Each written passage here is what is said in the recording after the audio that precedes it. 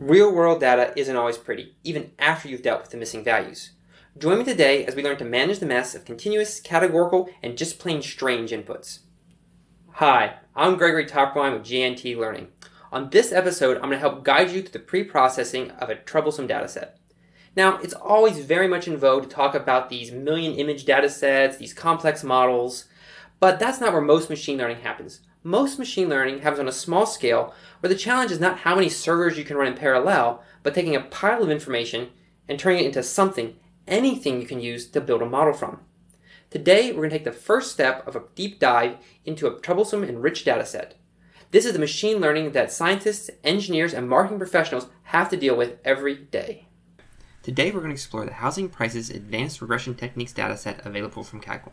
Now, this dataset is a description of houses in terms of number of bedrooms, zoning code, etc., and has all the hallmarks of being scraped from some human-written form.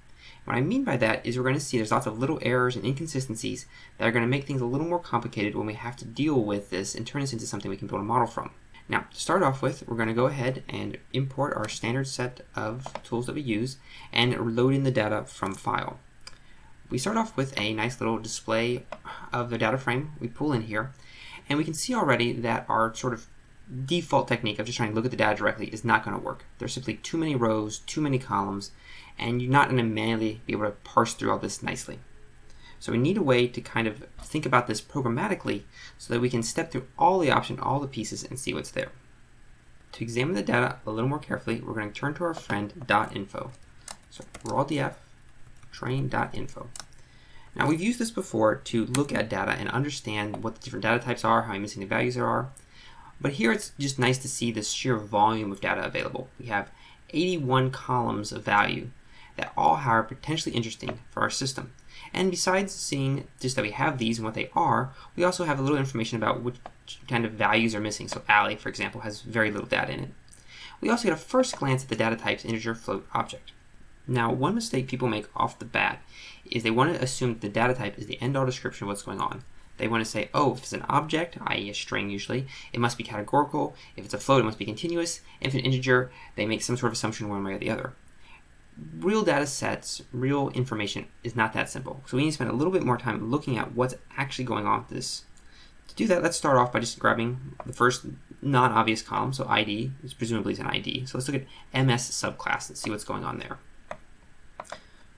We can examine this particular one by looking at a nice little histogram of the values it has. So raw df train of our MS subclass. And we're going to go ahead as well and look at what the unique values for that subclass are. So MS subclass unique.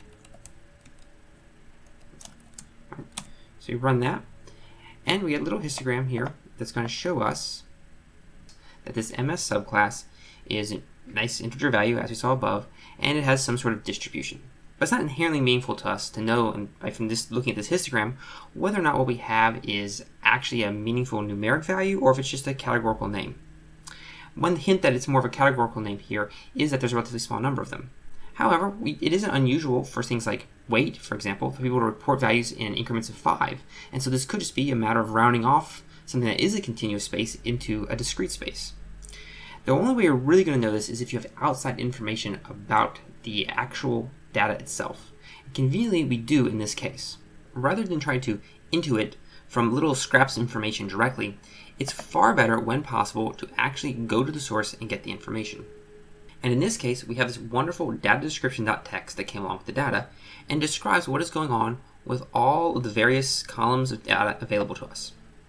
Now, at the top here, we see this MS subclass, and now we can see unambiguously that this is going to be a categorical variable because these values actually all map to specific meaningful descriptions. Now, we may have been able to guess that anyway because there's a small number of them, and the word class itself is kind of an indicator that this is a categorical or categorical-like variable. Now, we could still end up in a case where this would not be enough to say that it's really categorical. Because if you look at the categories, they actually are things like one story, two story, split, duplex, what have you. And this had turned out to be a mapping to something that could be continuous, like number of stories in the building, then we would have been back where we were initially with having to decide if it's categorical or continuous. Some variables are going to be much more unambiguously categorical. For example, MS zoning here, which identifies the general zoning classification of the sale, and is simply a string description followed by a longer actual name of the meaning of the thing. So obviously these are just a different category. Agricultural sale versus commercial sale versus industrial sale, or rather zoning for the house, is pretty direct, just a category. And at the other end, there's obviously continuous categories. So if you just look down here, we can see the lot frontage is the linear square feet of street connected to the property. And actually our description here is very helpful because our descriptive document available to us actually shows that we have discrete categories for some things, and here the lack of an explanation of discrete categories is a very clear indicator that it is a continuous property. So you might say, okay, then what's all this talk about categorical versus continuous? It's incredibly obvious. Turns out it's not. So the first case of this is actually this lot area. Lot size in square feet. If you had done the naive thing of just looking at the data type, you would have seen that this was an integer. And you said, oh, integer, that could be categorical. But it actually is a continuous variable. It's going to be any number of square feet from 0 to some very large amount, but it's effectively a continuous variable, and that's why there's no description here. So what about the less obvious case? Well, for that, we're going to come down here and look at the variables overall quality and overall condition. For these variables, what we have is something that is encoded as an integer, 1 to 10, and it has a sort of continuous meaning, right? Higher value is higher quality or condition. And even though it's listed as categorical here, we do see that these categories are really just kind of levels of goodness or badness for the particular thing. And so you really could say, oh, this is a continuous variable, goes 1 to 10, even though it has a clearly different set of 10 distinct values. Now, the short answer here is you could kind of go either way, and you don't really have an obvious answer for whether it's better to treat this as continuous or categorical. How do you make that decision more broadly? Well, the difference is that when you use a variable as a continuous variable, what you're saying is that if I'm missing a value, for example, I have no values of 8 in the training, but I do see a value of 8 in the test set, that I know that an 8 is somewhere between a 7 and a 9, and the model should extrapolate or interpolate to those different new values and make reasonable predictions based upon that. In the categorical case, you're saying that if I didn't see it in the training, that I simply can't say anything meaningful about it, and that I just have to not respond to this particular category, or this particular variable rather, because I don't have information about that category for it. Now that makes it sound like, oh, okay, as long as there's an order to the variables, you would always want to choose continuous. And that's not going to be the case either. One of the advantages of a categorical variable is that provided there are a few enough categories, what you're getting is a very rich description of exactly what those categories mean. So in one more extreme cases of movie ratings, you see a lot of things rated on a 1 to 5 star system. And there's only those discrete values 1, 2, 3, 4, 5 available. In those cases, a lot of times it is much better to use them as categorical variables. Even though a 4-star movie is somewhere between a 3-star movie and a 5-star movie in terms of quality, you have so much data about that 4-star category, there's no value in trying to interpolate between the 3-star and 5-star information. You have a complete and rich description for just the 4-star movies, and you're probably better off not taking information in from the neighbors about the rating in that way. You're better off using that pure category because you have such a large amount of information for it. So when you have, in this case, 10 values, it's a little hard. You could make the argument that, well, a categorical may actually be a better description here. When you go to the extreme of having, say, a rating 1 to 100, then you much more likely you're going to want to use a continuous variable because it's very likely that you're going to have no ratings of 97 or no ratings of 96, but you have 572 ratings of 98. And so then you really want to have that continuous variable fill in for you. So the minimal requirement here for using something as a continuous variable is that the sequence has some sort of meaning that interpolation and extrapolation makes sense, and ideally you want the difference between the categories to be meaningful on the same scale, i.e. 8 to 9 is something like a 3 to 4. That last part isn't strictly necessary, but the more true it is that a change of 1 here is the same as a change of 1 here, the more likely the model will handle it well in a continuous space. Now the sad thing here is the question of what is the right answer?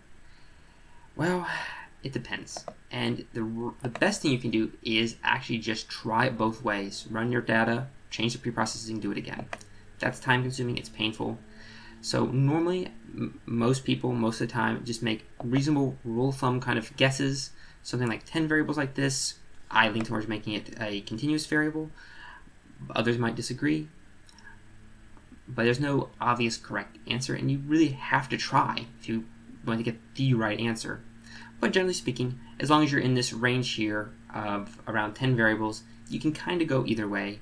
Now that we have this large description of text, you could go through all 81 of these columns, make decisions about every single one of them, what you want to do, how you want to handle it, and go back to our data set and start working with them.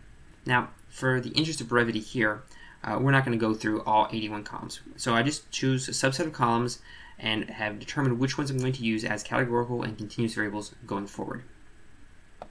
So I'm just going to bring that predetermined list over here. Now, let's talk about these list of variables and how I'm setting this up. Now, first of all, I need to have a list of categorical variables, a list of continuous variables, and I'll need some additional lists as we go into this. We'll talk about in a moment. Now, I could just have a different variable here called column cat, categorical, column continuous, and keep a bunch of different variables in memory.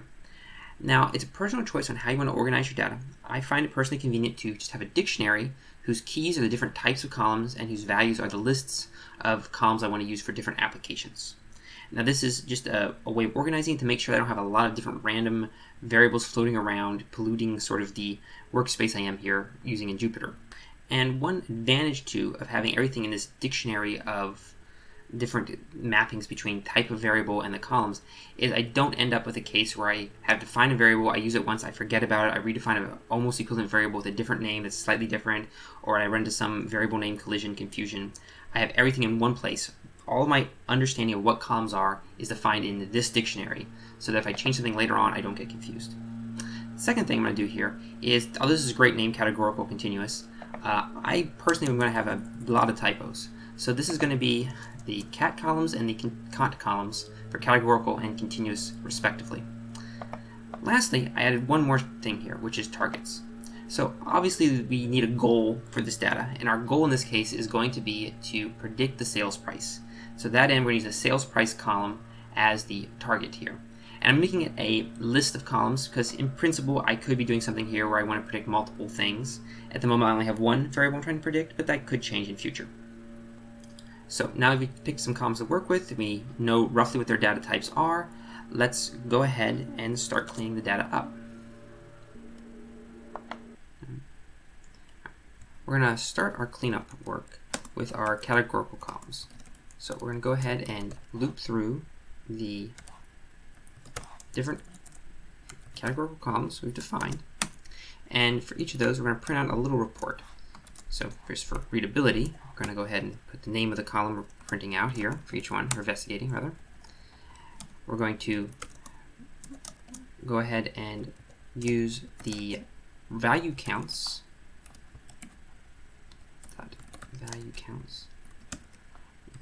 method of the data frame in order to describe how many instances of each of the different values exist for that in that particular variable column.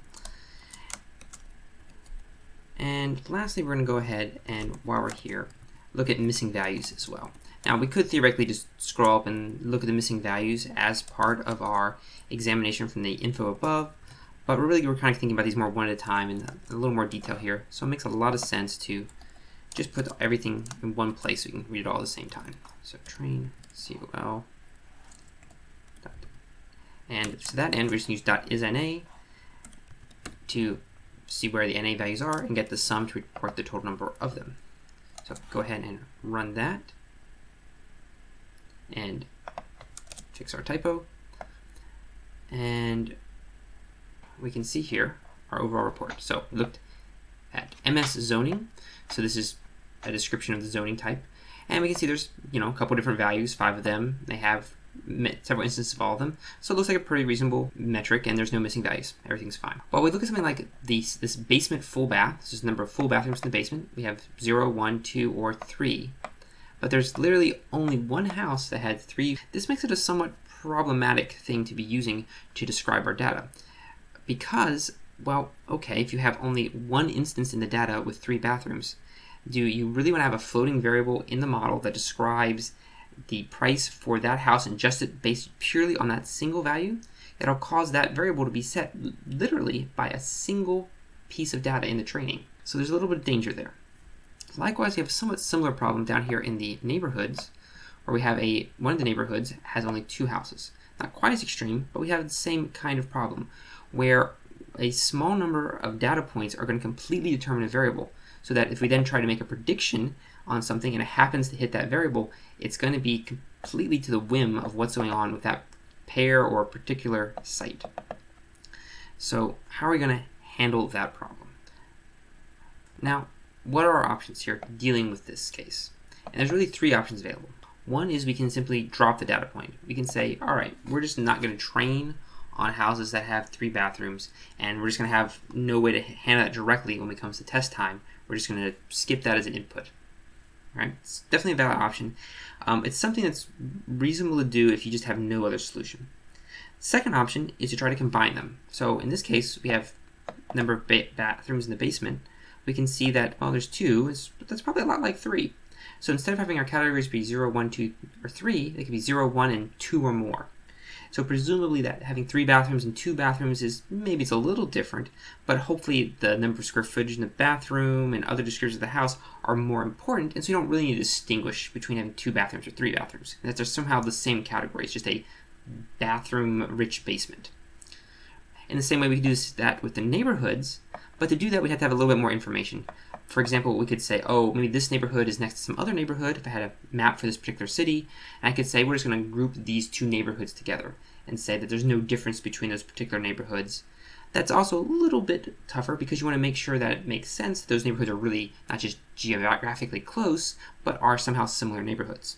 The third option then is to simply ignore the problem. Now, ignoring the problem is actually a reasonable choice when you don't think it's going to actually be a real problem. So for the case of the neighborhood here, yeah, there's only 2 houses in the neighborhood, but it's better than 1. There's some information there. It depends a little bit on the model you're choosing. But if you're using something like a basic logistic regression, it can be a little more dangerous because a single input row in your data set can drastically affect the coefficients being used in the model.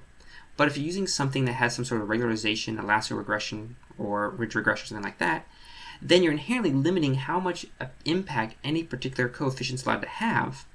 And as such, something that has scant evidence behind it, for example, only having 2 of them in the neighborhood, will tend to have very little impact, and the coefficient will just tend to be driven to 0 and not even matter. So it'll just basically skip itself and take itself out of the data set.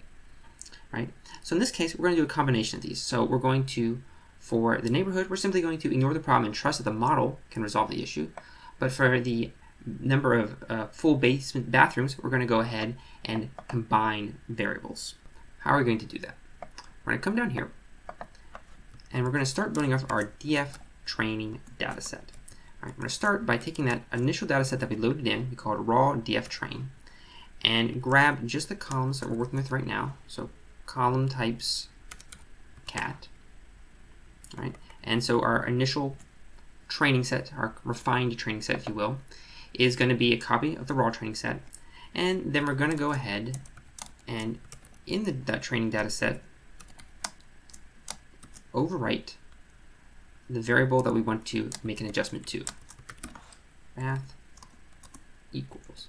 Now, how do we want to overwrite this? Well, we want to do something conditional. And this is where MP-where comes in. MP-where allows us to do something like an if-else statement on every element of an array one at a time. So our question is, for our training set, right,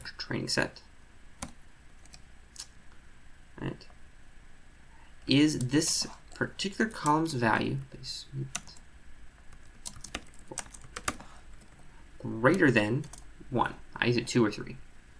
If it is, then we want to put them into a combined category. We're going to call this category 2+, right? So 2 or 3 bathrooms. And if it's not, we want it to default back to the original value that it had before we started editing this. Full bath, right? Now, for consistency here, we probably want something a little bit different, because right now we have something, a string for it, or we have something that is actually an integer value. So let's go ahead and convert this to a string just for consistency, make things a little bit nicer. And then we can go ahead and look at our training set that we're creating. All right, so come to the error message in one moment. But we can look down here, we can see, okay, we now have the same 3 columns we find as categorical variables all being passed through, and we have our basement full bath variable looks just fine at a glance. We could dig into a little further to actually prove to ourselves the distribution only has the values we want, but it is working. Now, what is this nasty looking warning message? Well, what's going on here is something to do with how you update information inside of a data frame. Now, what it's complaining about here is that we're trying to set the value on a copy of something from a data frame. And if we want to change something inside of a data frame, we should be using this .loc in order to grab a specific location and change it directly rather than acting upon a copy. Now, it turns out this warning message is actually missing the mark a little bit because this is not actually what we're trying to do. What it's complaining about, it looks like, is this line here. And it says that, oh, you're modifying a variable in this way, and it's not going to have the effect you think it's going to have. But if we go ahead and dig into it, it's actually doing exactly what we want. The reason we're actually getting this message is from the previous line. In this previous line, we took some information from a data frame, we pulled out a few columns, put them somewhere, and then we changed that little piece we took out. When we did that, this triggered the Pandas data frame to give us a warning that, oh, you're changing this on this piece you took out. Were you trying to change it inside of the original? Because if you were, you're not doing it. And that wasn't the case. We wanted an independent copy. But because it's being done implicitly, it's a little bit concerned that it thinks we're trying to edit the raw data frame when we're just trying to edit our little local copy. To help be more explicit here and deal with this warning message, we can put .copy. Technically speaking, this is it's exactly the same thing it was doing before, but because we're telling you we're doing it explicitly, it's going to deal with this little warning message. And there we go. Now, this is a good warning to have in general, because that warning will come up if you are trying to do something a little fancier with references and not doing what you think you're doing. Because you might think, oh, I'm going to grab a column, change the column, and it'll change the original. You can't hold it through multiple levels of indirection like that, because Pandas data frames tend to make copies a lot of the time. Now, again, in our case, we were already doing exactly what we wanted. The error message was just a little bit off the mark. So in this way, we're able to deal with our categorical variable. Now, let's go back and add in one more categorical variable.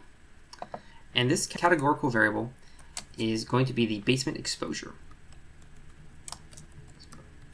Now, in going back and rerunning this is a good example of showing that we're writing code that's going to be robust to the changes we make. So we can change our mind about our categorical variables, but the rest of our code should continue to work. So go here, we look at our little description, and now let's look at this new variable we added. All right, basement exposure. No, average, good, minimal, perhaps. And then we see we're actually missing 38 values. Okay, so we had to decide how to handle the missing value.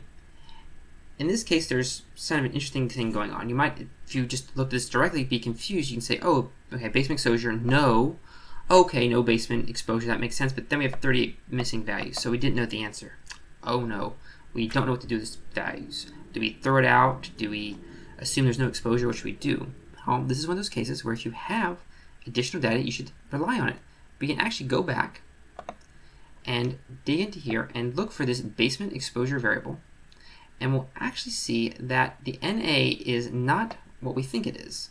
Right? So we see here that NA actually just means no basement.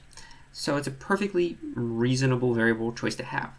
So we need to go ahead and fill in this NA as well as part of our processing. So come on down here, and we can add an additional line here to deal with the case of the variable when we have to fill it in. So in this case, we're going to take basement exposure, and we simply want to fill in basement exposure, and we want to just do a simple fill in A for the value here, and we know that actually it means no basement. Okay, so that's simple enough to do. And go ahead and run that, and again, fix typos as always,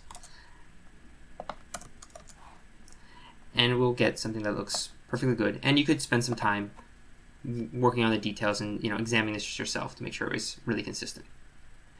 Now, a slightly different way we could go about doing this is instead of copying over the columns we want and then trying to change things one at a time, we could build this up from scratch, a piece at a time. So let's go ahead and write it that way instead. So in this case, we're going to say we're going to make a new data frame, and then we're going to do the same basic logic we had above. We're going to loop through all of the columns like we were doing when we were examining the data itself. Okay, cat types. And we're going to make a decision on how to handle it. So our default case, we can write that first here, is else. If nothing else is going on, we know that our new data frame is going to get a new column that's exactly the same as the data frame that we were feeding into it. So df train call. Right. But we have a couple special cases to handle. So one is if the column is equal to this basement full bathroom, we can go ahead and put that here, paste that a little bit, and we can use that exact same logic. We don't need to go into too much detail here. It's the same basic idea, except now we're just going to write df of our added column is going to be equal to np.where with the same basic logic as before. However, we're also going to change this to raw df because now we're actually going to look back at the original because we don't have a training df in existence as we go. And likewise, we can do effectively the same type of logic when we do it for the basement exposure here. Now, why are we going to this effort? And the reason for this is that a lot of what's going to happen going forward as you get into more and more pre-processing is about organizing the code in ways that generalize well. Right. And so what we're doing is taking a little micro step here towards having something that is more generic than having specific references to specific names the whole way through. Because this is, a nice little bit of code here that works for the training set, but we also have to deal with a testing set, and we need to do exactly the same thing, and we don't want to repeat test and train. So this little half step here, we're making a new data frame, and we're pulling information from an input data frame, right? And this by itself will work all right, as we see here. So now let's generalize this one step further and turn this actually into a function that we can use on both the training and the testing set. So to do that, we go ahead and define our function. Let's call this clean data. And we're going to have an input of a raw data frame of some sort. Okay. And then we're going to return the data frame we're creating. And then instead of using df train explicitly, or the raw df train explicitly, we're going to use whatever the raw df happens to be. Right?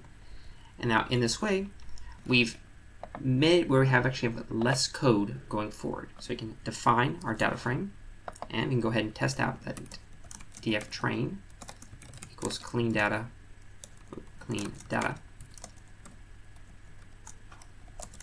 of raw df train,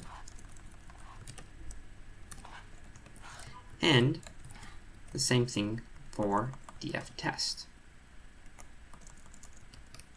Okay. Oop. And it helps, again, as always, to fix your typos. Okay, so we have a nice little handy function here. We can go ahead and just comment this out. We don't really need this code anymore. I'm just leaving it here for posterity and reference.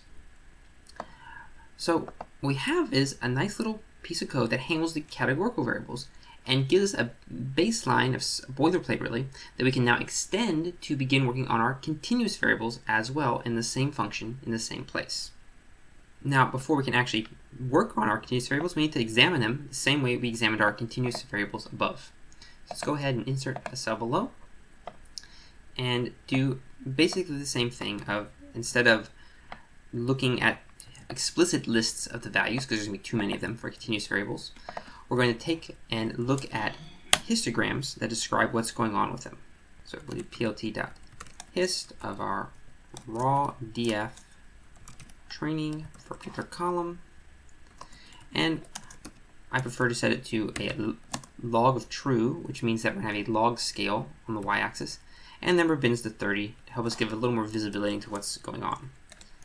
We need to make sure to do a plt.show here because we're going to be using multiple histograms. We want each of them as their own independent plot rather than overlapping each other. And then we also want to get the same information about missing and NA values. We can just copy that exact piece of code down here. So now we can examine our continuous variables. Now, it's important to remember that when you're doing these Jupyter notebooks, what you're doing is you're not producing a story about what you've done. You're producing a story about what is interesting about the code, or what is interesting in the data you're looking at. And so it makes sense to, instead of making this little bit of information down here at the bottom, because that's the next thing I did, put it in the order that makes sense in terms of presenting it to people. So you present this to someone later on, you want to say, here's what I did the categorical variables, here's what I did the continuous variables, and then here's the actual detailed code below in terms of implementing those changes. All right, so let's look at our continuous variables. So we have overall quality. This is on that 1 to 10 scale we mentioned before, where theoretically it could be discrete. We have a greater living area, year build, etc. And all these variables have pretty reasonable looking distributions. Now, one caveat here is, and this is the reason I like to use a log scale, is because there's a big difference between 10 to the third and 1. So this is showing you is that there's a huge amount of data here, and there's a couple weird little outlier cases, in this case for lot area, as well as for total basement square footage. In fact, it seems like there's one basement here that exists that is nearly twice as large as any other basement in the entire dataset. Now that kind of thing is a little bit suspicious and warrants some investigation. So let's take a look at that. So we go ahead and insert a cell below here. All right. And one way we can pull out that suspicious looking piece of information here is to use .query. Now .query is an interesting little tool that allows you to sort of mix together the syntax for column names and the actual searches you want to do. So in this case I can write something like this, where I say, tell me about all basements over 3,000 square feet, where total basement SF is an actual column name and 3,000 is the variable I'm interested in. And it can go ahead and give me the smaller subset of the data frame that corresponds to this. This syntax is very powerful at first glance, but also a little bit trickier to use, because if your column names, for example, are not nicely defined compact strings like this one is, it can not be able to interpret it the way you want it to.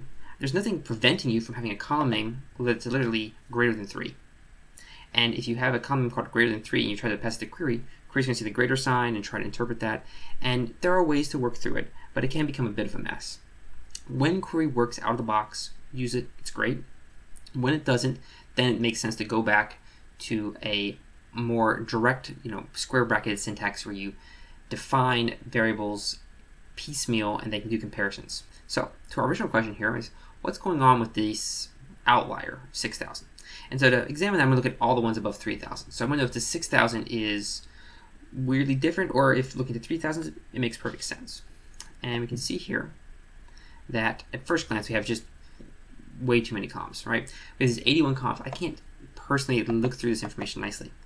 But conveniently, we're already looking at a subset of the information. So rather than look at all of the columns, let's just look at a few of the columns we're interested in. So we can do back to our call types and look at the categorical columns. And we can go ahead and look at the continuous columns. Types cont. All right. Now, this is a reminder, call types cont and call types cat are just lists. And if you add lists, you can concatenate them. So I can just take a long list of all the columns whose values I actually want to see. Now I do this, and now I've reduced this to a more reasonable set of columns to actually look at. All right, so total basement square footage, we have one property who has twice the basement square footage of any other property. And if we look at this, we see, well, it also has twice as many bathrooms in the basement. It also has a very large living area, and a very large garage, and it's on a very large lot. So given all those values, it actually doesn't seem that weird. So it turns out there's nothing particularly suspicious about this outlier. Just because something is a very aggressive outlier doesn't mean it's wrong, but it does mean it's worth looking at. But sometimes you look at it and go, okay, there's nothing obviously wrong with this. There's nothing going on strange where, there's no basement bathrooms, and, a living area of 500 square feet, and yet they have this giant basement, right? There's nothing kind of wacky going on. So it's going to be okay in this case. Now, what else can we do with these continuous variables? Well, as it is, I'm actually pretty happy with how these variables look. But let's go ahead and say, for the sake of argument, that we wanted to bin one of these. Specifically, let's look at the year built, right? Now, sometimes a variable like the year built might seem like a good choice for a continuous variable, but make more sense as categorical. Why would this happen? For example, let's suppose there was a huge difference in the fire code for how houses had to be built in 1972. Well, if that was the case, then looking at whether the house was built before or after 1972 might naturally be a really good variable. And in the same way, there might be different eras in which houses were built, like switched from asbestos insulation to different types of insulation. And depending on what you're doing, you might want to break it down into those different bins of the years in which it was processed, or built rather, and that would be a better way to look at it. Now, in practice, this is true. There are different standards for how the houses are developed and built, but I don't know what the building codes are. I don't know what those years are. But if we wanted to do research and background on that, we could work with that. So let's look at the code implementation, presuming you actually had the information about the years you want to do. All right, so let's go ahead and, again, we'll just insert a cell below here. And also back to our comment about this Jupyter Notebook is for us to show someone later rather than a journey or a list of our journey through this. We should go ahead and comment this out, because this was a great thing for us to investigate, and perhaps you make a note for yourself here that it was worth looking at this, but that isn't a meaningful thing that you're going to show somebody later on. So it's not really something to share and keep around otherwise. So we're going to go ahead and comment that out, move it away.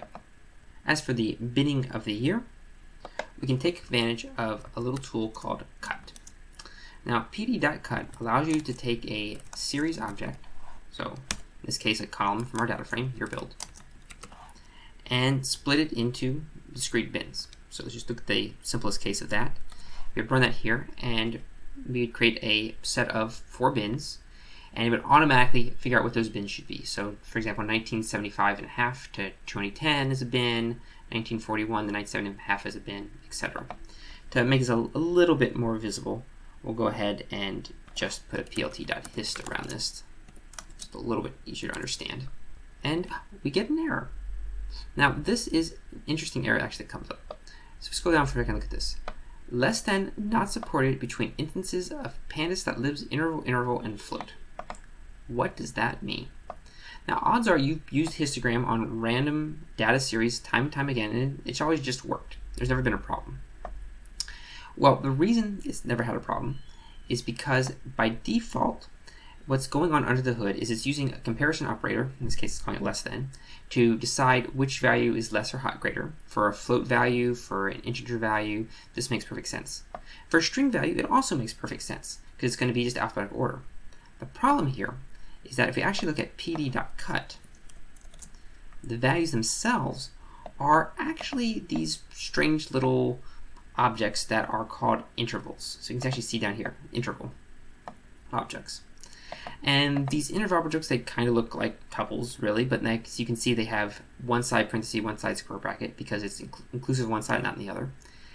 And so this makes them a little bit weird. Now, these intervals don't have a defined definition of greater than or less than. Is the interval 1941 to 1975 greater than or less than the interval 1975 to 2010? We don't know. But we're not actually interested in arranging them particularly to get the exact value. We just want a description that allows us to kind of see how many of the different values there are. So at that end, we can just do something very simple and turn them into strings.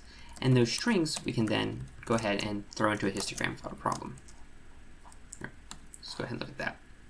As you can see, now we've turned them into strings. They get an order which we may not particularly like or think is the best order, but it's good enough for our purposes to see that, okay, we have a bunch of this year range, not very many of this year range. So we can see that pd.cut is a perfectly fine way to split it into an arbitrary number of bins, but just splitting into a fixed number of bins and letting it choose the sizing itself may not be the best choice, depending on your application. So what if we want to do something a little more controlled? Well, instead of just specifying 4 here, we actually can specify the years we want to use for splitting. So say 1850, 1900, 1950, 2000, and 2050. Okay, and we can go ahead and run that, and we'll get something that looks a little more nice. Now, you may ask yourself immediately, wait a second, I defined 5 years here and I see 4 bins. These are the cutoffs for the bins, and we do need to specify a cutoff below the minimum and above the maximum so that it knows how to handle everything. So, because really we're saying 1850, 1900 is a bin, 1900, 1950 is a bin, etc. But now if we actually had information about what years there are major changes to the codes, then we could put those years in here and get an interesting little description of what's going on. Now if we're just going to do it like we are here, we're just going to kind of make up some values. So we can say, okay, well, let's just bin it into some years. And 1950 to 2000, there's just too many houses were built in that period to have them all bin together and clump together. So let's just go ahead and split that into 2 bins. So we'll just throw another one in there, run that. Okay, so now we have 5 bins, 4 which are heavily populated, and 1 which represents just these, very infrequent but very old homes. Okay, so this would give us a way redefine the information in order to make a continuous variable into a categorical variable. And we will go ahead and apply this to our df cleaning method in a minute. Before we do that, we're going to get one more possible variable to play with. And that would be as if we were going to do a transformation into a binary. So let's look at the garage square footage right here. So if we look at the number of square feet in the garage, we see there's a nice large peak at 0 because many houses don't have a garage. Now, you could completely, in a reasonable way, represent this as just a continuous variable, and that works for the most part. But if you're using something like a logistic regression, where it's going to try to make a connection between how much square footage of garage you have and the value of the home, it might be helpful to give it a secondary variable that says explicitly, yeah, there's a garage, or no, there's a garage, there is no garage at all. And so it doesn't have to tie information about existence and non-existence of a garage into the square footage. You can kind of separate those two ideas.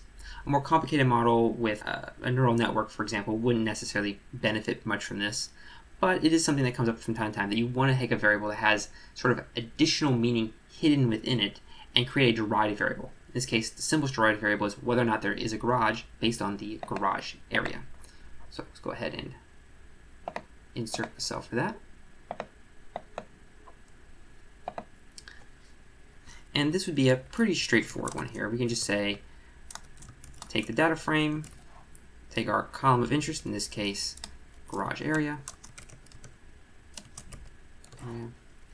And we want to know if that is greater than 0 or not. If it's greater than 0, there's a garage. If there's not, there isn't a garage. And really that's enough to define the value we need. These types of transformations are in general pretty useful. So for example, we can also compare to lot area. Well, we can see that this lot area has these really extreme outliers that may be perfectly reasonable, but we wouldn't necessarily expect that just having twice the lot area is going to mean that the impact of lot area is twice as large on the value of the home. It might be that there's a diminishing return, for example. Or you have some other system where you naturally want to have the variable have a more of a Gaussian-like distribution. In this particular case, I'm not going to want to use this, but we're going to go ahead and use this as an example how to do the syntax. We can create other derived variables or modified versions of variables. In this case, we could take the lot area, and we could simply just take the log of the lot area in order to smooth it into something that has a more Gaussian-like distribution. So let's go ahead and look at that, lot area. And then we'll go ahead and immediately just put this to a histogram so we can kind of compare side by side. Say bins equals 30 for consistency.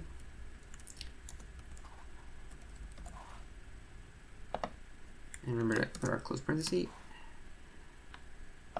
And we can see that, okay, as opposed to this variable up here, which knows it was so far from a Gaussian distribution that had these strange little outliers, even with the log scale stuff going on, that now we have something that has a sharply peaked value, but is more like a Gaussian distribution. Now this area here is just being shown as an example of the fact that you can do any sort of arbitrary transformation to your data set that feels appropriate for it. In this case, I'm not going to do this particular one, but the general principle applies, is that there's any sort of mathematical permutation of the input that seems useful, you should go ahead and take the initiative to do it. Okay, so we'll go ahead and leave that one out for the moment. So we just discussed a handful of different things we could do with these continuous variables.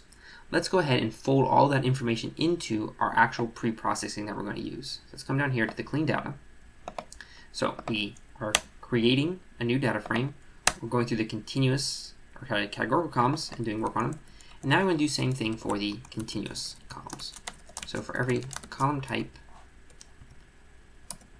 continuous, we're going to have something that looks roughly the same. So our default here is if nothing else is going on, we probably just want to put the variable through as is, nothing special.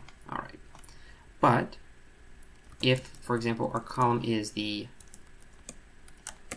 year built, we're going to go ahead and do this transformation here where we use the pd.rawcut to convert this into something a little different.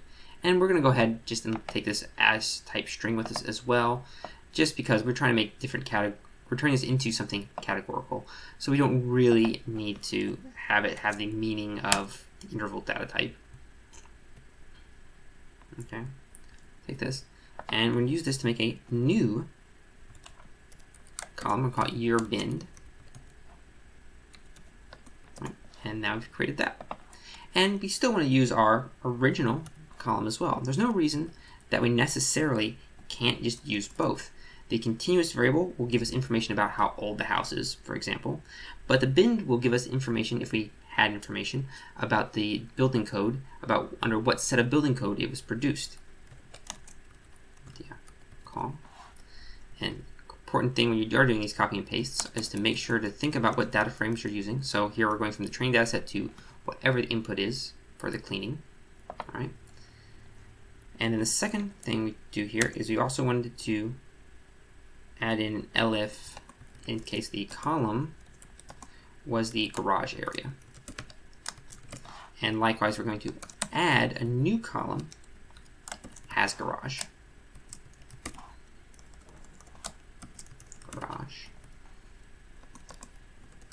And this is just going to be that np where of the raw df of the column and whether or not we had more than 0 square footage of garage. And either way, we are going to pass the original values through as well. And again, I don't necessarily recommend this for this particular data set, but just to show that we can do it, we're going to say, well, what if we want to take the lot area and represent it as a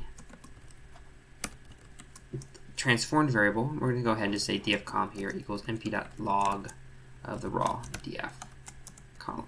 All right. And so in this way, we've transformed our various inputs. Making those updates, we go ahead and run this and run our test and train set, and we see that everything at the moment is still working.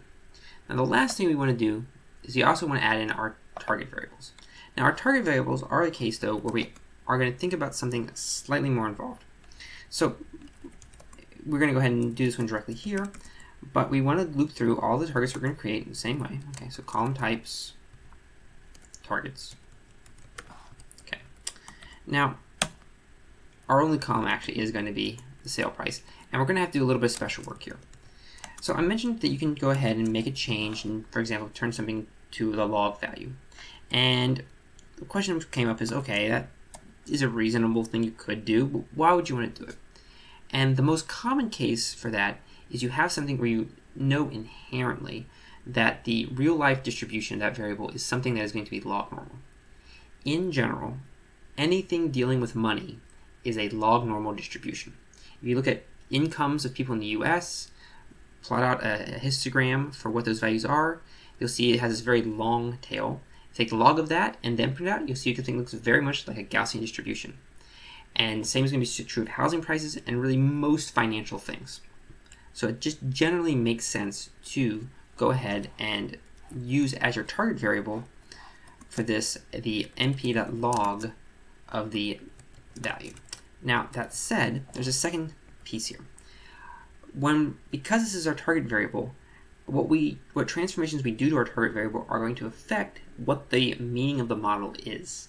If I try to minimize the root mean squared error of the sales price, and I just use the raw price as it is, what I'll be doing is I'm going to say that a value error of $1,000 or $10,000 is the same whether it's on a $100,000 house or $10 million house, right? And that's probably not really what I want to do. I probably think that a $10,000 error in the estimate is way less important in a $10 million house and way more important on a $100,000 house.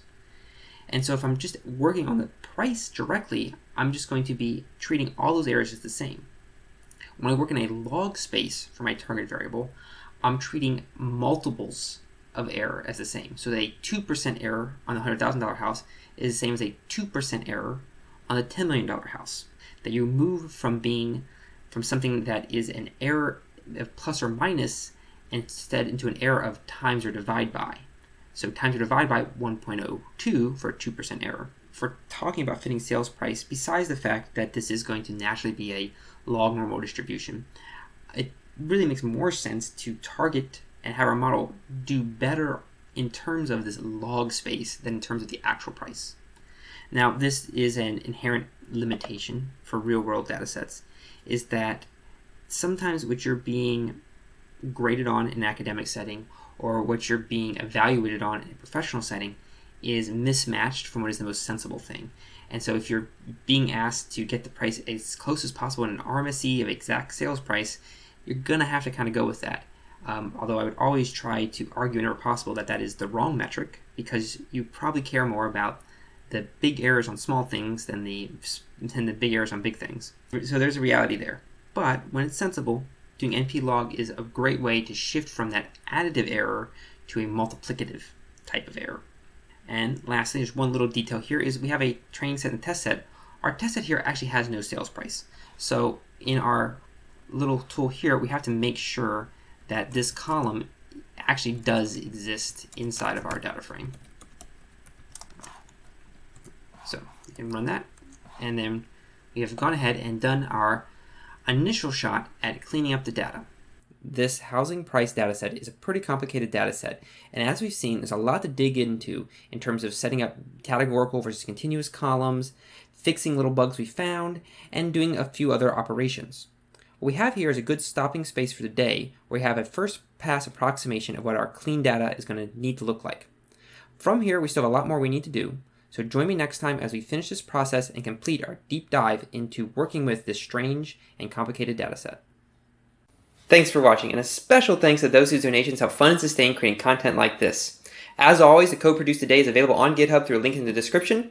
Remember to like, subscribe, push all the buttons, click all the things, and I'll see you next time.